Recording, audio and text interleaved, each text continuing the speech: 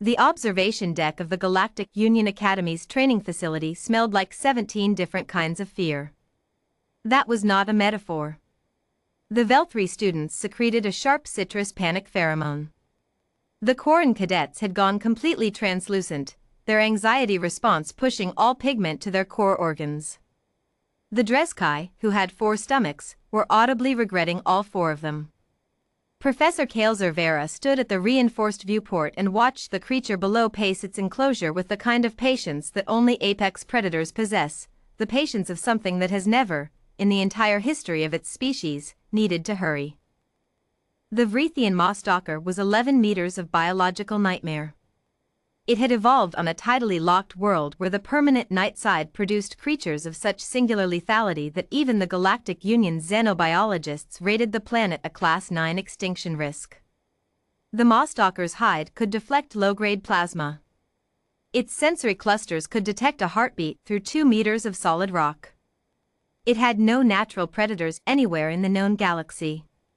Kaelzer had brought it here to demonstrate to his students the upper boundary of biological threat assessment. He had not planned on the human. Mara Ellison had been having a perfectly ordinary Tuesday when the enclosure door malfunctioned. She was 23 years old, from a small coastal town in what humans called New Zealand, and she had joined the Galactic Union Academy because, as she had written in her application, someone from Earth should probably learn how the rest of the galaxy works before the rest of the galaxy learns how Earth works.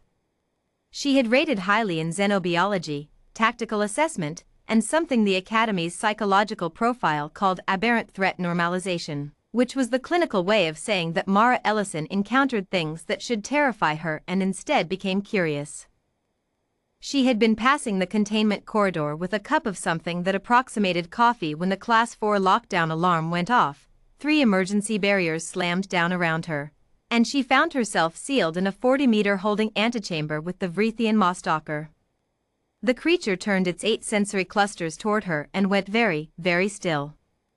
Above, on the observation deck, 31 alien cadets pressed against the viewport with expressions ranging from paralyzed disbelief to active religious conversion. Several were already composing what they clearly assumed would be farewell messages to this human. Kaelzer Vera activated his communicator with hands that were, he would later deny this, trembling slightly. Cadet Ellison. Do not move. Do not make any sudden sounds. The extraction team is 4 minutes away. This creature responds to. Yeah, I can see what it responds to, Mara said, not into her communicator but simply out loud, to the room, in a tone that suggested she was observing an interesting weather pattern. It's doing a dominance freeze. Like a Komodo dragon. Kaelzer stared at her through the viewport. A what? Animal from back home. Big lizard. Ambush predator. She tilted her head slightly, watching the Mawstalker. This thing is bigger. A lot bigger. But it's doing the same thing, waiting for me to run so it has a trigger to chase. Cadet. Kaelzer's voice was very careful. Please understand that this creature has killed 6 fully armed security units. It does not play. It does not posture. It's scared, Mara said. The observation deck went completely silent. I'm sorry? Kaelzer said. Not of me, specifically. Scared in the sense that it's in an unfamiliar space and it encountered something it didn't expect and its instinct is to lock down until it gets information. She hadn't moved. Her coffee cup was still in her hand.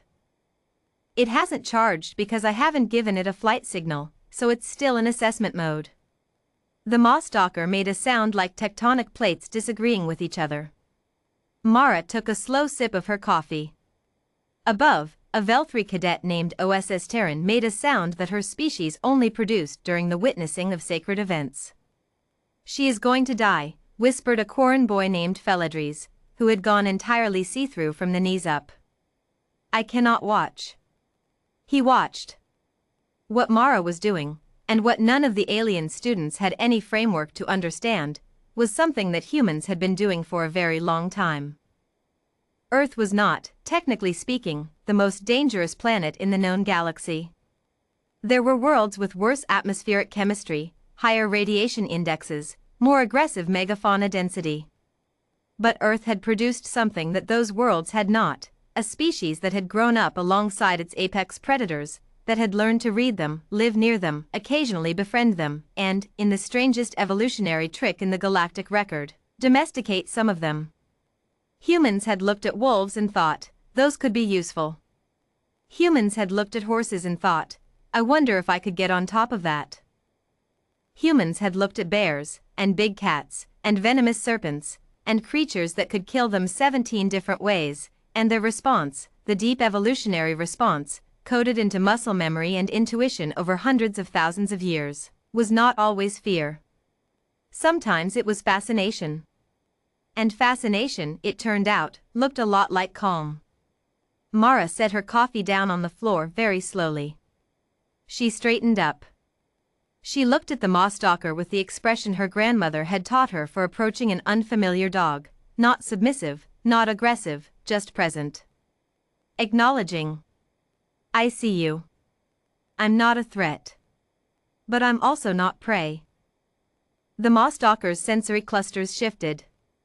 It had, in its 11 years of captivity, encountered 642 different species. It had a sophisticated enough nervous system to read biological signals in most of them. Terror. Aggression. Submission. These it understood. This small, soft, entirely unarmored creature was producing signals it didn't have categories for. It was not fleeing. Its cardiovascular system had elevated, the moss-stalker could hear the heartbeat accelerate, but it was not the chaotic spike of prey fear. It was something measured. Controlled. Almost like the biosignature of another predator. But that made no sense. This thing had no claws.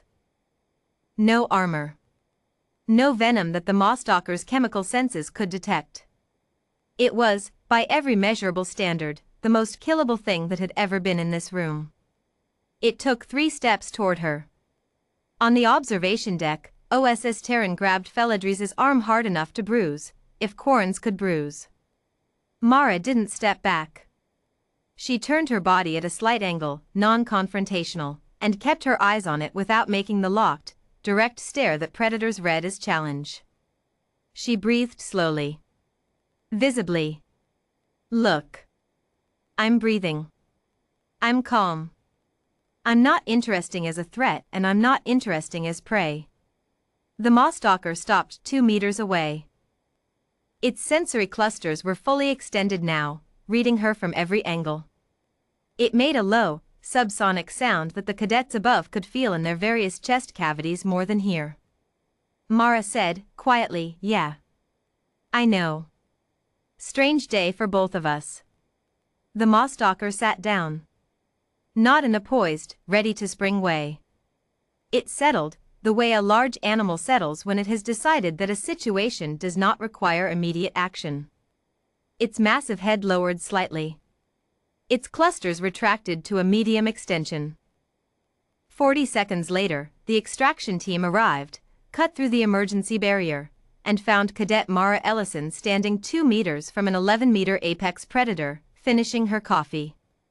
Kale Zervera wrote 6 pages of incident report that afternoon and stared at most of them for a long time before submitting. In the debrief, he asked Mara what she had been thinking. She considered the question seriously, which he appreciated. I was thinking it was the most impressive animal I'd ever seen, she said. I didn't want it to hurt me, obviously. But I also didn't want it to feel threatened if it didn't need to. She paused. My mom always said the most dangerous thing you can do around a scared animal is act scared back at it. Makes everything worse. Kalezer looked at her for a long moment.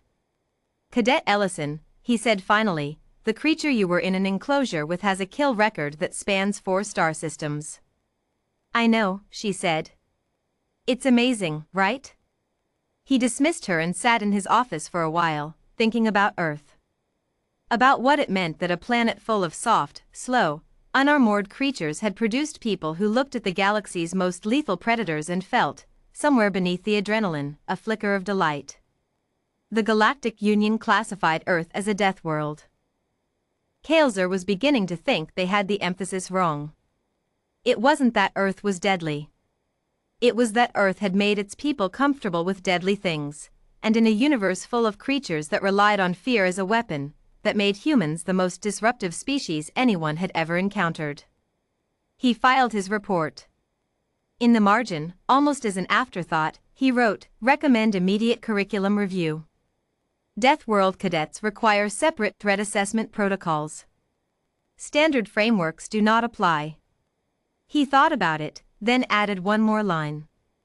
"Standard frameworks may never apply."